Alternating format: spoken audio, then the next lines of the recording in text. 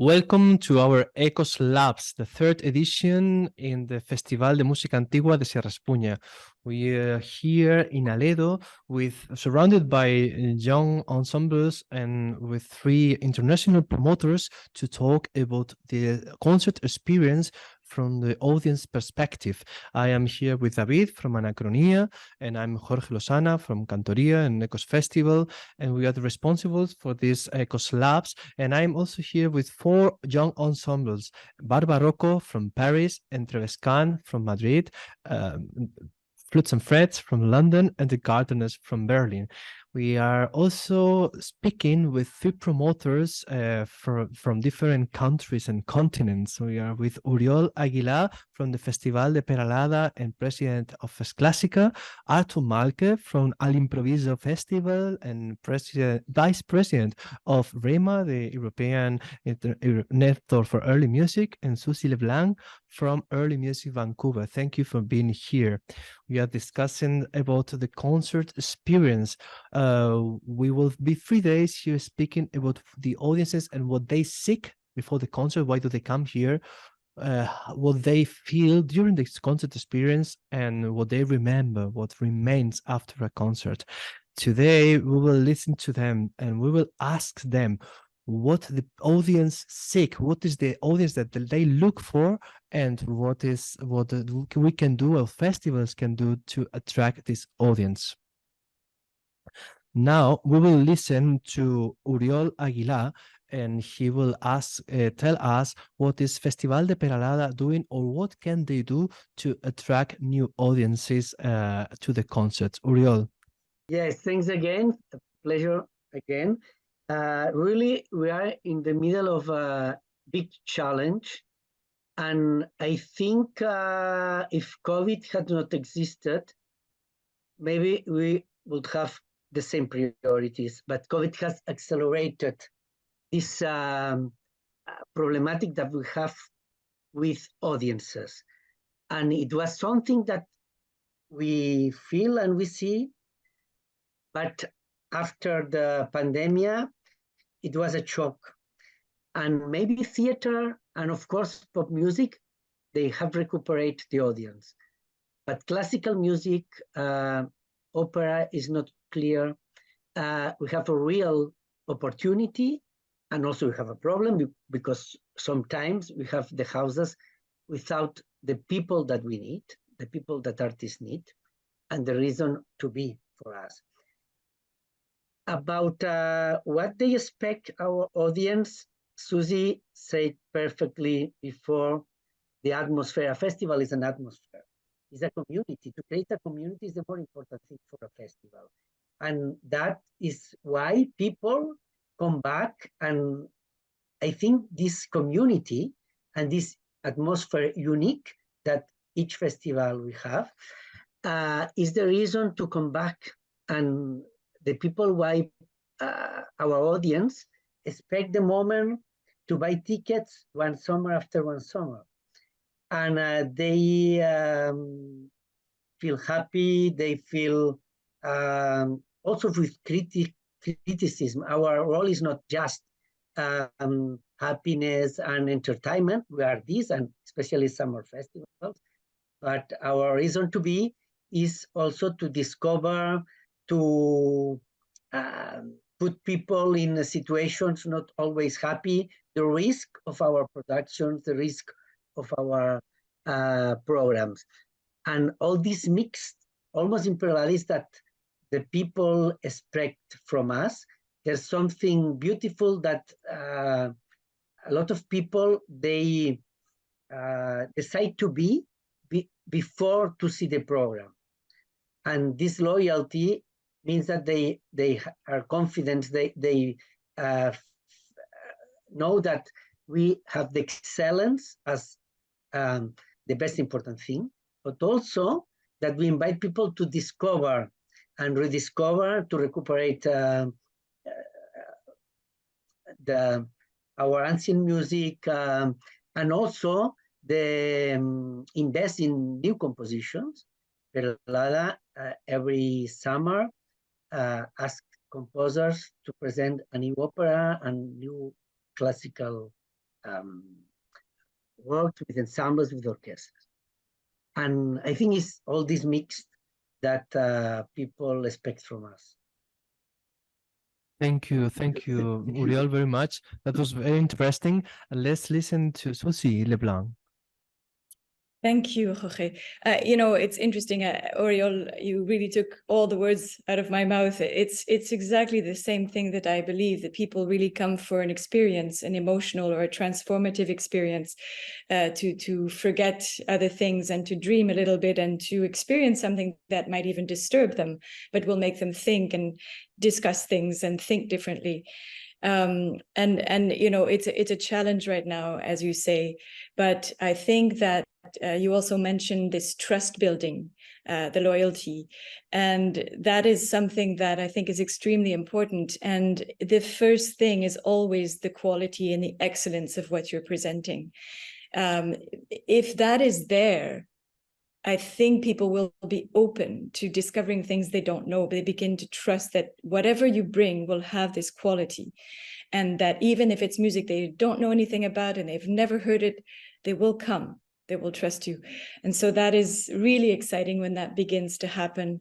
And likewise, I agree with you that as presenters, we have a responsibility to the great music of all traditions, and the folk music and the traditional musics and of the past, and the more polyphonic music of the past. But we also really have a responsibility to support creators today that are composing or improvising or whatever is being created, the arrangements that people are doing, but from a place of respect and knowledge of the music. So I think all those things are what will help, but it's a tricky balance to achieve. And at the moment, as you said, people's habits have really changed, and we have not gotten back our audience from before COVID. We're about 60% back.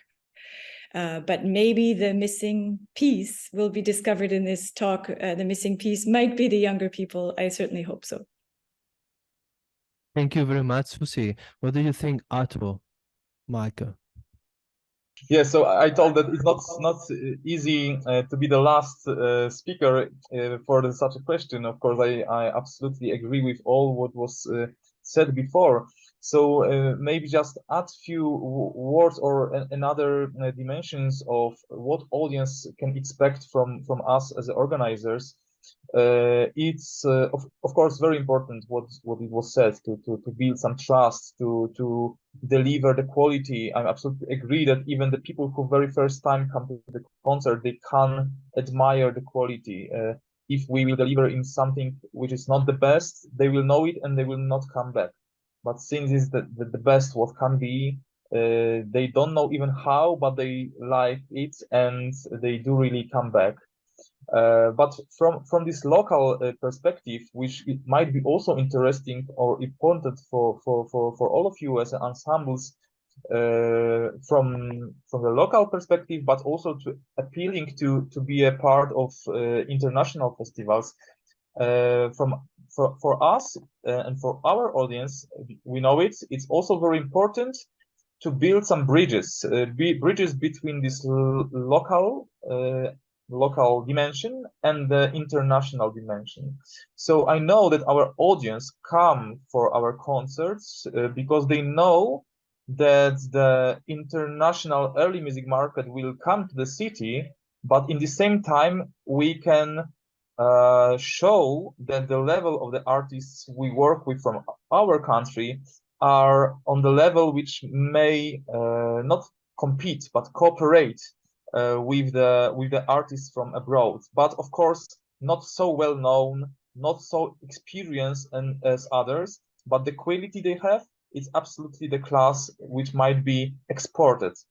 And it's responsibility not only for the audience, but maybe also, or maybe the most important is especially in that times, for the creators, for the artists, because we know, Poland is not a early music center of world. We know that the early music market is rather French, Belgian, Germany focused area. So, but in the same time, we know that we have a lot of great artists, which we feel that our festival has the mission that since the money which comes from taxes from government as a donations to our festival should be not only spent for the international big artists, but also for something which will bring the new dimensions, the effect of synergy. So that's why we arranging a lot of bridges, a lot of collaborations between Poland artists, Poland festivals, and abroad, both artists and both festivals and orchestras. And we already know it from the audience that they do really admire this, that we put together these two dimensions, yeah, this local and global trademark, let's say it this way, yeah, the big names which they know from the CDs and the BBC Music Magazine, and the local artists with the Polish speaking area and the surname with ski in the end, or some hard to say Polish letters. Yeah, and I know that's very important, and we know because after sometimes only one such a project, such a collaboration, these artists might come back somewhere else in Europe with these orchestras, and we communicate about it. We tell to our audience, listen, the project which started here in Gliwice is now there, and thanks to our festival, we can help the artists explore the world. And I really like this mission and this audience attitude, some kind of supportive attitude also for the artists, local artists from the audience. Thank you very much, Artur. Before I give the word to the ensembles, I will to ask you again a question, just to give you 1 or 2 minutes, and then we will listen to the young ensembles. And the question is the following: we are a young festival, and we are focused on new audiences. We want to find a way to attract young people to our concerts. So in a world where the attention go smaller, or it's harder to, we have so many inputs. We have in mobile phones, we have a traffic and rhythm of life. What about young people? Why don't they come to our festivals? In your case, do they come to your festivals, and why don't they come? The groups will answer that, but before, I would like to listen to you if you have anything to say. Suzie, maybe you want to start? Sure, thank you. I think, you have to have the young musicians be on the stage because they will attract somebody of the same age, maybe, that looks and says, hey, I could be doing that as well. And we also notice that young people that have a lot of social media presence gather a little bit more excitement because they speak about their passion and they present it. We do intimate conversations on YouTube, and we try to make the artists speak a lot to the audience before they even get here, so that by the time they're here, people know what they're about and what they're doing and why it's exciting. So there is that. So yeah, I think our responsibility is to present the younger generation and their explorations. And as I was saying, I really think a key is the improvisation part of early music, which has been a little bit sometimes left behind. And I think if we bring that back, it's closer to things like jazz, it's closer to other ways of making music that are traditional. And I think that might be something that people think is really attractive because it's spontaneous, it's new, it's not dusty. So those are maybe some ways. Thank you, Suzie. Oriol, what do you think about the young audiences, and what do they seek? Yes. Do you know well our festival, and you will understand me very well. We have a handicap because we are a classical festival with an etiquette, a level very specific, very elegant, and sometimes young people do not want to go to the festival where parents go. And this is a handicap. But it's also good that a lot of times young people is coming or like to go together with their parents, with all the family. And it begins a tradition, generation to generation. So we have this dilemma. And it's true that having jazz and pop in our program sometimes helps to have a bridge, as Artur said, between discover opera or early ancient music.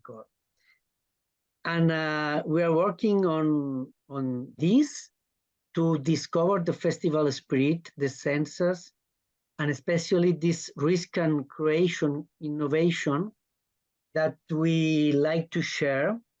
And that's why bridges in the innovation space. We're in the middle of Dali world, Salvador Dali, and also the high cuisine in Catalonia. And for example, the bridges between the Dali world, or between the chefs, the cooks, or with architects. We are RCR New Cellar in the middle of the resort, and they are Pritzker architects. These bridges, painters, visual artists, video artists, poets, help to attract the young people, and that they could imagine a night, an experience to discover. An experience, that's the word that we are using here. So music is not only listening, it's feelings, and it's an event that you can remember. But let's listen to Artur. What is your idea of what do young people seek? Actually, I have two reflections about the young audiences. The first is to decide who exactly we think about talking about young audience. Are there children, or are there teenagers, or 30s? Because each of these groups have absolutely another perspective, and now each generation lives in totally different worlds. Every 10 years, everything is changing so fast that the way of communication to these people is absolutely different. And also, I think that we have to accept that what we propose is not for everybody. I mean, I know that I can really do a lot of efforts to attract the young, let's say, teenagers, yeah, because I can imagine that we focus on this group of audience. But it's already too late for some of them to make anything from our side, because they have never been educated to listen to the classical music. So I think it's the much more important is to focus on the education of the youngest audience, I mean the children, to let both to organize the special concerts for children, to let them listen to the classical music, not only early music, but in general, it's a matter of education of the society, how to listen to music, what it is the classical music, but also to let the audience who are the parents with young children, to help them come to the concerts and organize special events during the concert for their children, which are connected with the classical music. And this is, I think, much better way to be sure that these people in 10 years might be listeners of our festival. Because I think it's also impossible to attract the teenager who has never attended the classical music, maybe by some really special projects, or I don't know, they are the, you know, hip hop and symphonic hip hop, or rock and roll, maybe not rock and roll, not, but for example, just in few weeks we have in the stadium here we have a project with one of the most popular rap hip hop artists in Poland, with the Radio Symphony Orchestra, and he created the project for 40,000 people in the stadium, the history of Polish hip hop. Yeah.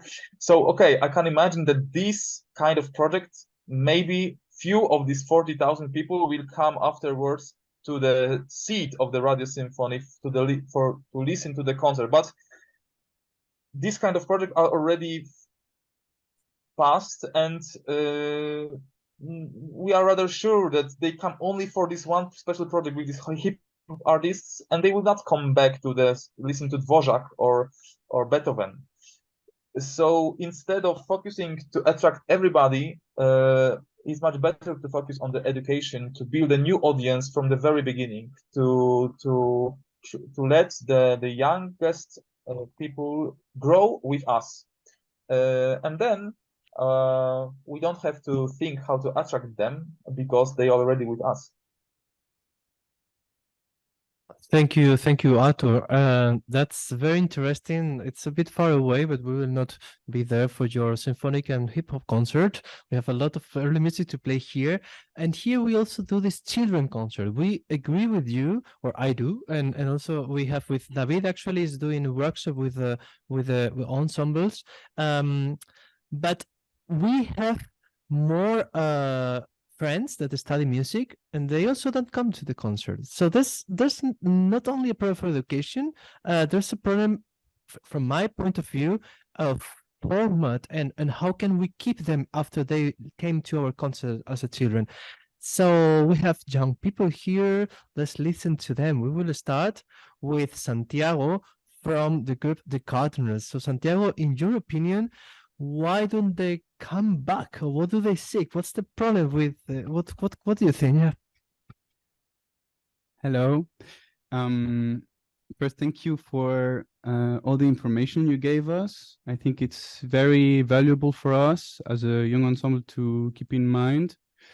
I think there is a very interesting word that appeared a few times in all your interventions, which is bridge. And I find, for me, I found it really nice because it's kind of also my main word. You were talking about pop when you were talking about Baroque. Also, Oriol, you were talking about Baroque as a tool to bring, hopefully, back people to classical, more like romantic and music. You were talking, Suzie, about improvisation, jazz, nature, and I think this is something really, really important, because bridge is what allow people to cross and to come and to feel connected to what we present as artists, you know. And you were talking also about young people, young artists, and I find also this actually very, very clever, because young artists are quite able to maybe to understand young people and to create those kind of bridge. So I think one of the most important things is to keep helping the young artists, to help them to create. Creation is something which is difficult, that needs time, that needs money, investment, and the more we get help in this sense, the more we have the possibility to create and to think about those bridges. And I think, yeah, improvisation for me, it's something also that I find really, really important. In our ensemble, it's really part of it. Taking actually the essence of what we do, music, early music. So improvisation, it's also for us dance, It's the sound itself of the early music instruments. I find them at the same time belonging to the past, but also belonging really to the future, because they're so modern in their sonorities. For me, they work so well with electronic music, for example. In the work itself of the sounds, it blends amazingly well. So I think we really need to take all what we have, all the tools we have as artists, and understand what is the language from today and what do they need. Also, you were talking about spaces. Spaces is also very, very important. It changes the perception of the public. And I'm really happy actually to hear everything you said, because I find it is kind of the right, for me, what was my direction. It is something that gives a lot of hope. So yeah, that's basically it. Thank you. Thank you, Santiago. We will continue with Beth from Flutes and Frets, also on my left side. Yeah, thank you for everything that you've said. It's really interesting. And what I picked up is through what you're saying and through what we've been thinking about is the need for a mixture, like you were saying, a mixture of repertoire, mixture of artists, of contexts, venues, all these kind of things. And what I think is perhaps missing in many festivals is a mixture of these things within one festival. We've had an amazing experience as a duo to be part of a concert series that is definitely targeted at 25 to 40-year-olds. You're not allowed to play a piece that is longer than 6 minutes, and there's a big emphasis on dialogue of the presenter of the concert dialoguing with the artists. And it's been interesting to see how that sort of context has brought people that are just looking to go on a date. Lots of couples go to those kinds of concerts. But as you've been saying, when you want to perform an opera, a new contemporary opera or whatever, that's not the kind of setting. So yeah, so the importance of having lots of different opportunities for lots of different people to come to. For example, with opera, having opera scenes, short things, as well as these big operatic works, even within the same sort of week or whatever. That's personally what I think is missing. All of these things within one festival. And we were talking just the other night about what you were saying about education, training young people to know how to listen to music, to know how to sit through an hour and a half of Mahler. Because it, as you said, it's not something that we're used to, but it's something that some people fall in love with. And it is important for young people to be exposed to this amazing music. And yeah, even to see it as a form of meditation or something, to think about things differently. And I guess that's where social media is a massive, especially in this day and age, a massive tool to be able to enable people that use social media to view the concert in a way, in a different way, to see going on to a concert as a date idea or as a family affair or whatever, to use social media to enable people to see a concert like that. Thank you very much, Beth. We are going to listen to Livia from Entrevescant. Livia, what is missing? What do young people seek? Hi, and thank you. Okay, first, I'm speaking for myself now, but I'm sure we all five agree. I totally agree with my colleagues, and I find especially interesting what Santi brought up about Baroque and electronic music.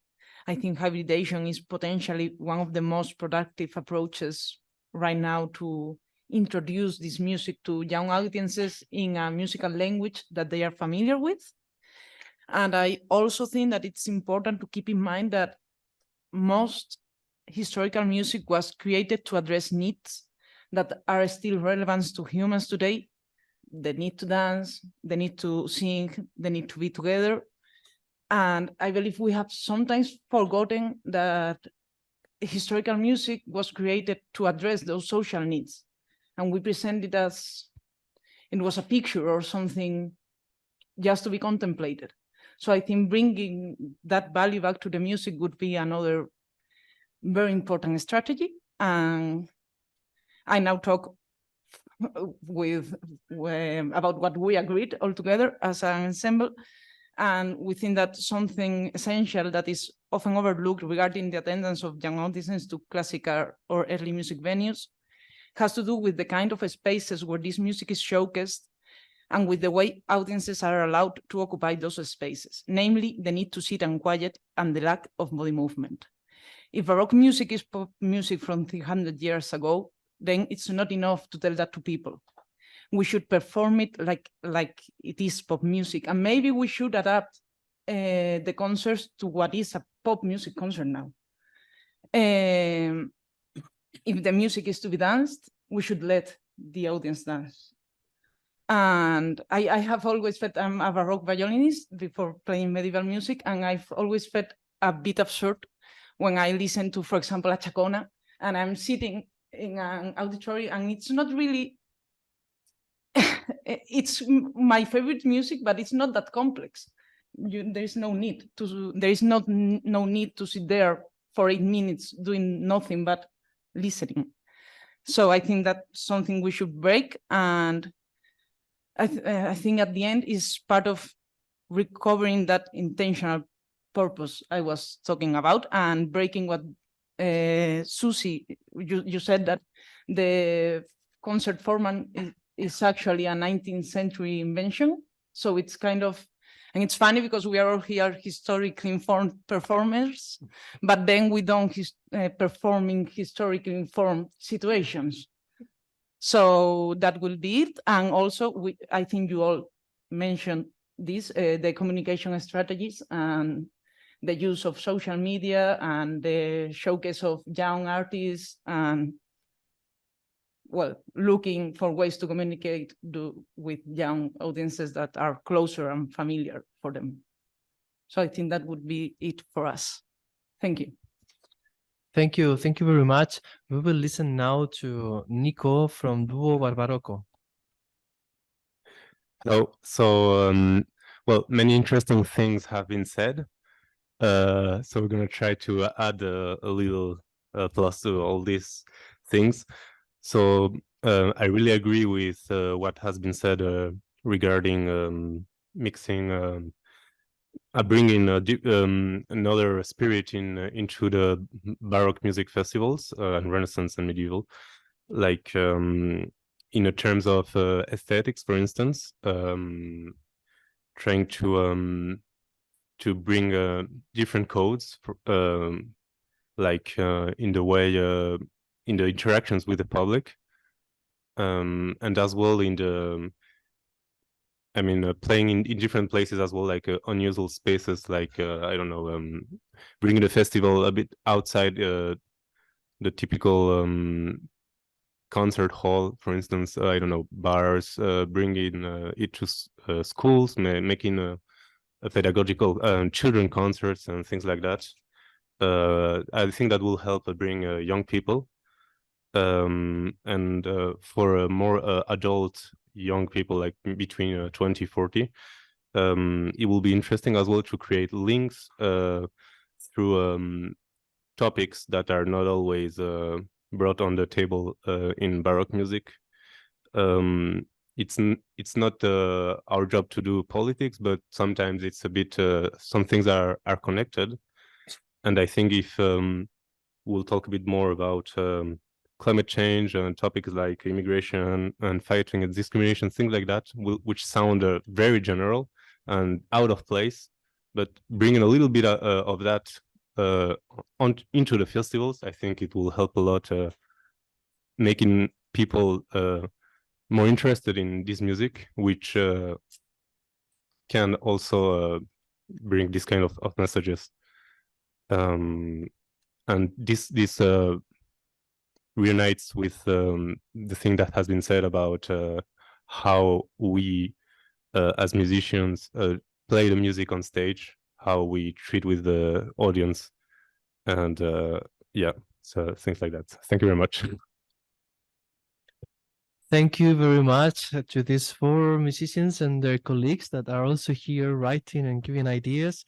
A lot has been said, and we would like to listen to the reaction of on some of the promoters. And also, I will ask you, what do you think about that? Is this our mission? Should we attract young people with these ideas? Should we change or adapt the format? Should we do something different? Should we implement these ideas or more ideas? What do you think? I will ask first to Oriol Águila. Thanks, Jorge. Yes, really very interesting discussion. And we're also learning a lot today. I think we heard that the way to live music has remained old-fashioned, maybe. I don't know is the best expression. And maybe the concert hall looks boring for young people. And it's true that the concert hall is a paradigm of Europe, is an European symbol. Suzie, also Canada and all the world. But it's true that like opera or like La Piazza in Europa, or the concert hall and the concert, the way to enjoy a concert is something really very European. And this tradition has aged. That's absolutely true. And after the pandemic, we are in a shock. The traditional seating and the architecture is not maybe the best to attract not only young people, new people.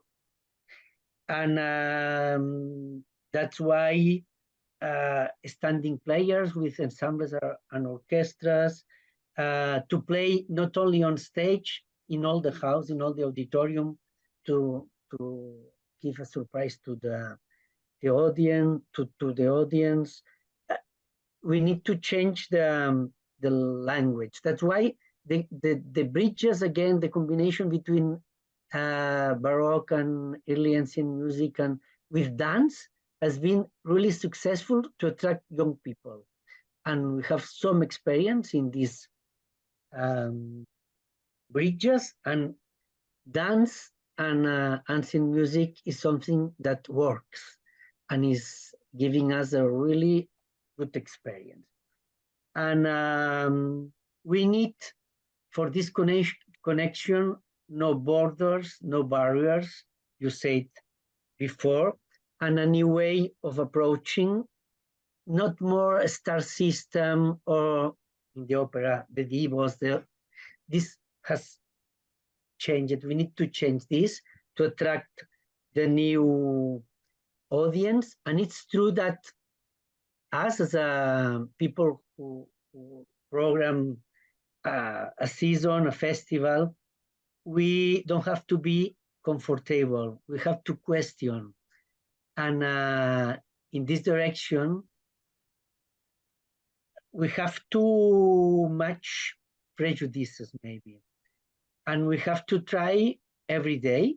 Sometimes we do well, sometimes is okay, and after sometimes it's not right. But learning on the mistakes together, creators, artists, the programmers, and the audience, we will try to renovate our mission and what we try to do for the people and for society in general. Thank you, Oriol. That's very inspiring, as always. Suzie, what do you think about these questions and these interventions? Yeah, thank you so much, everyone. I found your ideas really interesting and generous. I was surprised that one idea never came up, which was the price of concerts. Nobody talked about the fact that maybe we're too expensive for young people. And I think that is something that I know I'm dealing with my organization. We have special prices for certain age groups, but honestly, it doesn't address everybody. And we are really outpricing ourselves from some parts of the population. Another thing that is interesting, for my organization, I have a lot of donors, and they are usually in the aging group, 65 and up. And they might not be comfortable in certain situations that are outside a venue with a comfortable seat. So you have to always think of both sides. But what I really loved in what I heard, and I think in a way, maybe Santiago's words of building bridges encapsulates a lot of what everybody said. Building bridges in so many ways, like to children, to people who don't normally go to classical music concerts, building bridges between repertoire, building bridges to the ability to experience a concert while dancing, while moving, all of those things. I think that's really inspiring for me to think about it, because I love this image of the bridge. And I think that is a universal image. There's so many ways to do it, and you can't do it all in one festival, but we can start building these bridges. I just want to finish with one thing, because I think in some ways we always think we have to reinvent everything. And there is one example that's interesting to me, which is the Metropolitan Opera in New York is selling contemporary opera. They're contemporary operas. They did a few this year. These are attracting younger audiences in a big way. And they are selling more tickets to contemporary opera than they are selling tickets to La Traviata. And the contemporary operas they're presenting are not just contemporary music. They are addressing social situations that are talking to people now. They are addressing current issues. And that's what was always the case in opera in the old days. So that I thought that was really interesting, that this is what's popular now in New York at the Metropolitan Opera, which is a very high class venue with plushy seats and where you usually dress up very fancy. But young people are going to see these new shows that talk to them about their current situations. So that's maybe one other direction that we have to address. That is very interesting, Suzie. And last year in the conferences, we were talking on how to build a more diverse early music market. And also now we're talking about festivals and how to attract audiences to our festivals. But maybe next year we could talk about how to address and how to go to different places and to find more diverse and to talk about social problems and maybe also the themes of in my case of the songs, because I'm a singer, are too old-fashioned, as Oriol said. How do we deal with these things in nowadays? But thank you, Suzie. Let's listen to Artur.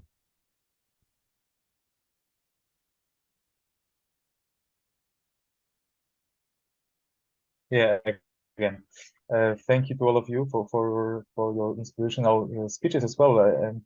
I'm very happy that we share so many ideas and experiences. So I'm sure that you are exactly in the place where you should be, and you will do great things very soon. During our very inspiring discussion, also for me, as it was already said, that we learn a lot still. I remind myself about one important thing which I wanted to also mention, that to really attract the audience, it's important when we talk about the new audiences. It's important to use the language of this audience and to use the symbols which are understandable for them. For example, I think about the mass culture symbols or the pieces of music which are known for everybody. You are all young.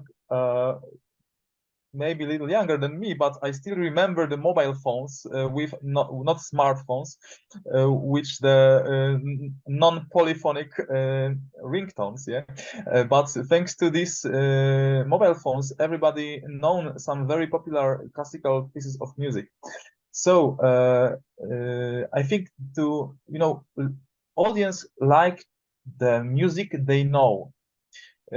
So it's a really good tool to attract them with the music they know, and then to show them something new. All of them know the Winter of Vivaldi, or all of them know the first Fugue and Toccata by Bach. These are the pieces which they are world-renowned pieces. Probably most of the mass culture people don't know who composed this piece of music, or what is it, but they know it. So our role might be to let them know who wrote this music, and then to show a little more of this music. Another example might be, for example, the anthem of Champions League in football. Yeah, everybody knows this piece of music, but almost none of football fans know that it's a part of Handel's anthems. So again, using these kind of symbols might be an interesting tool to bring the audience to our hall. Let's listen to the football anthem together. Then we can listen a little more what this composer did. And last thing, which actually was in the very beginning one of my aims in my activity a long time ago, but I must admit that I still didn't do enough with this, because I think maybe you will agree, maybe disagree, but in Poland we see that the history of music seems to be a parallel reality in comparison to the history of Europe. So not enough people know what was happening in Europe when Bach was composing his pieces. I mean, a lot of people know the history of Europe, but not so many people, I mean, even the musicians don't know what was happening in Europe when Mozart did his Requiem, what was happening in world when Bach came with his music. I think combining the important historical events which are visible for all of the people because they learn about it in school, with the events of history of music, with the birth of some important composers, it's also the tool to bring the more attraction for the audience, because listen, you want to listen to the music which was written when Napoleon get his victory, yeah? Or for example, Charles Perrault, yeah, it's a Baroque writer, but is a mass culture writer. Everybody knows his fairy tales made by Disney. But when we think about when the first children heard the pieces written by Charles Perrault, they lived in the early 17th century. So let's think about what kind of music they could listen, or what lullabies was sung by the children of these parents. These kind of little details might be a very beginning of the big inspirational projects which may bring the roots, because I think the roots it's something interesting for everybody, some kind of genealogical ideas. We all love to looking for a roots, also with our families. So looking for a roots of some pieces, some events, some fairy tales might be something interesting, because people love stories. Yeah. So when we tell them this story, then they will stay with us. They want to listen to the story more. Thank you very much, Oriol, Suzie, Artur, for these ideas. We are very excited, and we are willing to use them to build stories, to find new formats and less classical places, and to find more diverse audiences. But we are here for one reason also, and this ECOS Lab, we want to be the showcase of what is happening in early music in Europe, and we want to have these ensembles to be the career and to enjoy your knowledge. So they have prepared some questions. We still have 10-15 minutes to ask you, what can they do? The problem is clear, the ideas are there, and I thank you very much for this. But how can they, as young ensembles, implement them? Because sometimes the ball is in the for the festivals or for the promoters, but what can we do as young ensembles do? So the first question will come from Nico from Barbarocco, and he has a question of how to implement Aurelius. Nico is asking you what can, for your opinion about this matter. Yeah, so we had a simple question. So what are the main tools you use to seek for bands? What are the main thing you look at that attracts your attention when receiving a request? How to attract the promoter? It was the question, yeah? Actually, Yes. the main. You're a manager, so you know a lot about that. Actually, I'm on the both sides of the table. I also have to attract the promoters as an agent and manager, but also getting a lot of proposals, thinking about what may attract me. So, of course, one very basic thing is just to deliver the professional prepared propositions.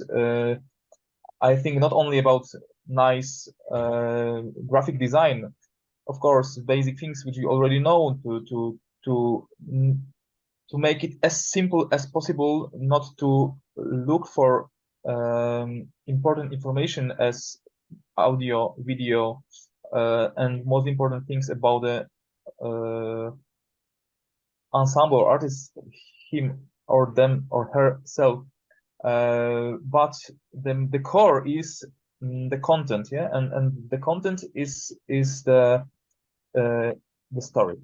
I mean, the interesting way of preparing the program, not just as a set of the pieces which you like or which attract you. You have to know and remember that you have to attract the audience, and the promoter is only the interstellar, yeah, between you and audience.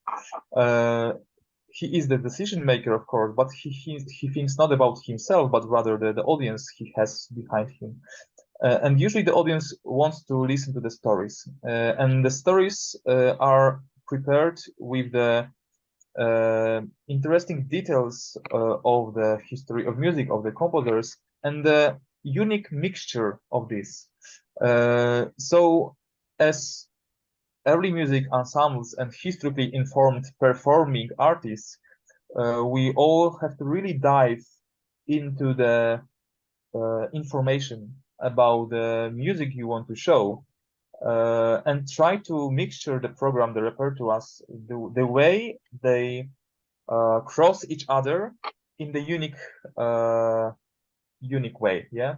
The ways which have never been maybe discovered so far. I think there are so many pieces of music and so many information which still will be was not enough and articulated to the audience that you know, in marketing they say it's unique selling point, yeah, or unique proposition. This unique value, this unique factor must be next to you, and it's not just repertoire. It's not only just the instruments you have. It's not only the way you behave on the stage. As you said already, the most important is a mixture. So you have to mixture all of these things. But coming to the point and to the core, I really look at the well prepared and detailed program which show the story behind, and that somebody did his job and really research what festival does. Because one of the worst thing is to get a proposition which totally not deliver the or come up with the idea of the festival itself. So it's really important to not to send to all, but if you want to do something with the festival, make it as much as personalized as it's possible to show that you made your job, and then you will be one of the 100 maybe that you prepared a very well proposition to the festival, knowing what was happening before and these kind of things. Yeah, so maybe enough from me now. Thank you, Artur. There was yesterday a very interesting conversation among us, and we were talking about compromise. Santiago from the Gardeners will ask you the second question. Yes. We as artists, we found ourselves very often between in the compromise between the values that we want to share and in what we believe as artists, and trying to keep in mind or to know, to discover, to research what the audience would seek, which sometimes look a little bit far from what we have in mind. For example, all the promotion part, like the social network and posting and or thinking about the program. Sometimes I feel that it takes me also energy, artistically speaking, you know. And so where is the balance? And what are my values and what are the most important ones that I want to share? And which one do I have kind of to sacrifice for the audience, what we think that the audience kind of impose to the market, so to say. So do you also find yourself in this position? And what would be then your values, and what do you think that you somehow have also to sacrifice then for your audience? I'm in. Yeah, Suzie. Thank you for the question. I want to speak to this question because, of course, before doing my job now, I was a singer for 40 years. And so I've dealt with your question on a personal level all the time when I was building programs and trying to sell them. I think my choice was not to compromise. My choice was to find really what my special, unique voice was and what I wanted to say to the world. And I think you need to keep those core values. If you lose that, you lose your uniqueness, you lose what makes you special. And as a programmer, of course, I'm looking for excellence, but I'm also looking for a group or individuals that have a very clear and a personal message to deliver, either musically or historically or whatever story they're bringing. And it's something that I can really deeply connect with because you are connecting with it on a deep level. And I think it's just, it's not something that can be buried in intellectual explanations. It has something that's audible. And that's why sometimes, you know, of course, social media and all this stuff, I know it takes so much energy. But I think if you make us feel the passion, the joy, the pleasure that you have in sharing this project or whatever you're doing, then that to me will speak to me. And I know I can sell it, because it comes from your passion. And audiences are really looking to be moved. They're looking to cry, to laugh, to be in touch with deep feelings. And if you're in touch with yours, then I think they connect to you. And I think that's what I always would prioritize. Is that answering your question at all? Yes, pretty much, yeah. Thank you. Thank you, Suzie. We have also the Spanish group from Entreviscant. Hi. There you are. Okay, so our question is, how can we as an ensemble offering medieval and traditional Hispanic music and literature make our product more appealing and understandable for a foreigner audience? Yes, thanks, Lydia. I would have a mix of ideas. Coming back to the other two questions and this question, because I think about the compromise, we as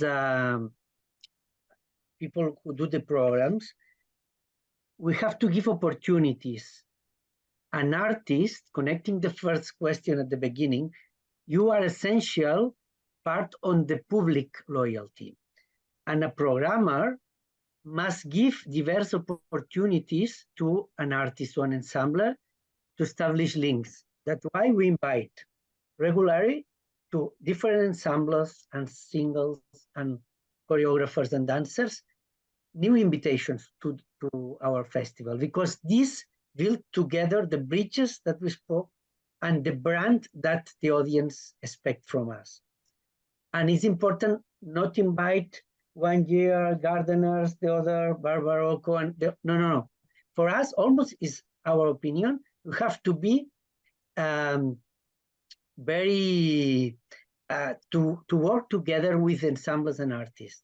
Not only 1 year, not only 1 season. We have invited Flutas 2024, and it's enough. No. I think this is a mistake. And on the other hand, about Lydia's question, I think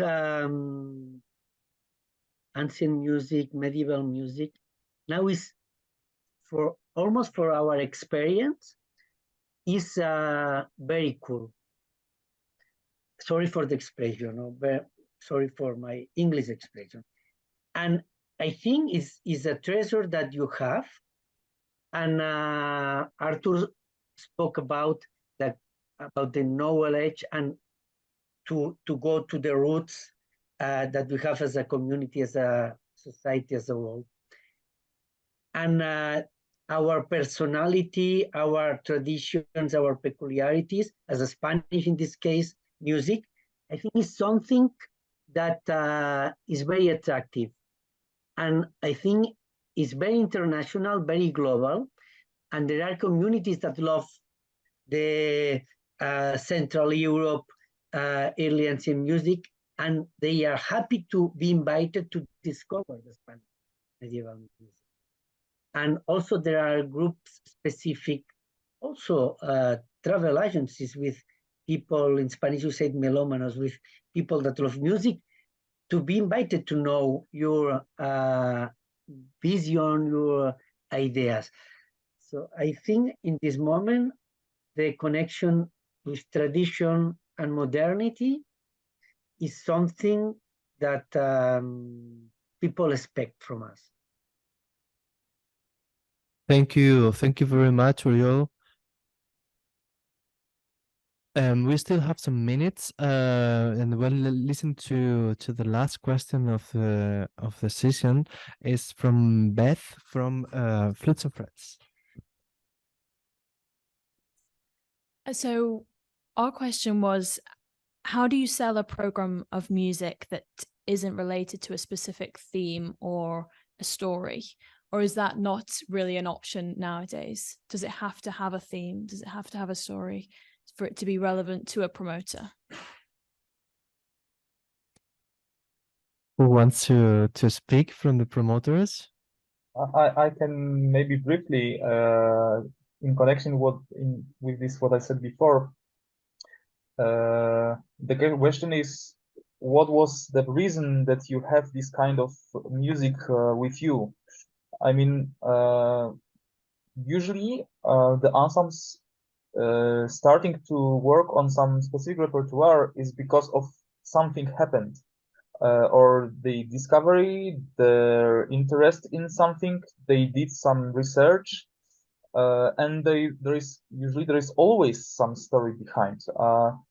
So the most important is to find this story, but if there is anything you can relate each other, it's just a list of pieces. So it's nothing interesting for maybe even for you. So at least not for the promoters, and for sure not for the audience. I think we need the stories. We need the well related to each other program. It don't have to be the relation. It doesn't have to be relation which are very strict and visible. Your role is to find these little details which relate this program. So answering the question, there is no way to present the program which is not somehow related to the story or any context or theme. I think that there always must be somewhere something behind. This is my point of view. Thank you. Yes, Suzie? I just wanted to add something, if I may, because I was surprised at your question, Beth. I went to see everybody's websites. I saw on your website that your vision is quite clearly laid out. And to me, that is your story, the vision of your ensemble. And maybe you need to work on making it a little more obvious for yourself and perfecting it in the descriptions of the concerts. But I was surprised that you asked the question, perhaps only because you like to do repertoire that is so vast, but that in itself can be a story that you can spin. That's very nice. Thank you, Suzie and Artur. And to finish the sessions, we will give you a gold minute to end. We will start with Oriol Águila. And first, I would like to thank you three for being here remotely, and also all the ensembles and also the team for your help, and also the University of Murcia and the Aledo Town Hall and Territorio Sierra Espuña for making this possible. We have been about stories, about emotions, about inspiration, compromise, diversity, age, social media. So what is your final words about this, how to attract young audiences, new audiences, and what would they seek? Oriol Águila. Thanks, Jorge. Coming back to the last question, I think to have a story is the more important. And connecting with the question, some surveys say that, I don't know, 40% of the audience choose a festival for the name of one artist. And this is absolutely true, but it's also true that more and more the public and the new audience expects from us a story. Something to tell, something to share, something to change the world. That's why, for me, with the ensemble as emerging artists, you have a beautiful stories, you have something to say, and you will change the world. So your story for us is the more important thing. Thank you very much, Oriol. Artur. Thank you. Thank you again for all of these inspirational talks, and I absolutely agree. And I wanted to say exactly the same, that the story was one of the most important words for a few minutes. But the most important is that all of you are the stories. You have your stories. It doesn't have to be the stories of your repertoire. You are the story.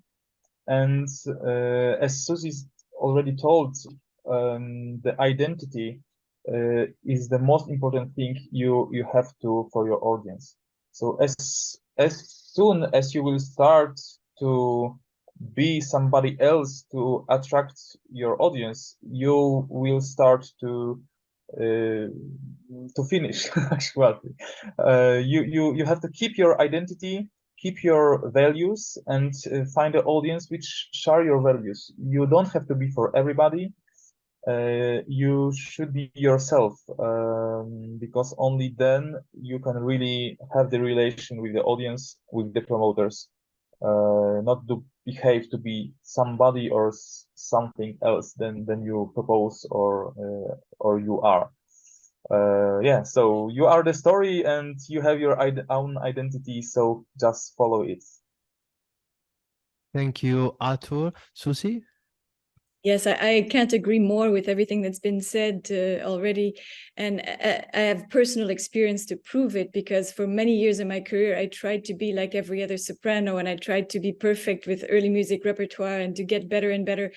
And one day I just did a project because I really, really was passionate about this weird thing that was contemporary music and whatever. And I was sure it wouldn't sell at all. And it completely flipped my career because it was so personal, and people connected to that more than to any of the music I had cared about in the past. So make it personal. It's about you. I also just want to say thank you so much. This is building bridges, these conversations. I'm very, very happy that I was part of it, and I think it should happen more often. We hope it will happen more often, at least tomorrow and the day after tomorrow. And I would like to thank you a lot, Oriol Aguilar from Festival de Peralada, Artur Malke from Al Improviso Festival, Suzie Blanc from Early Music Vancouver, and my colleagues from Anachronia, Duo Barbarocco, and Trevescant, the Gardeners, and Flutes and Frets. See you tomorrow to continue talking about new audiences. Adios.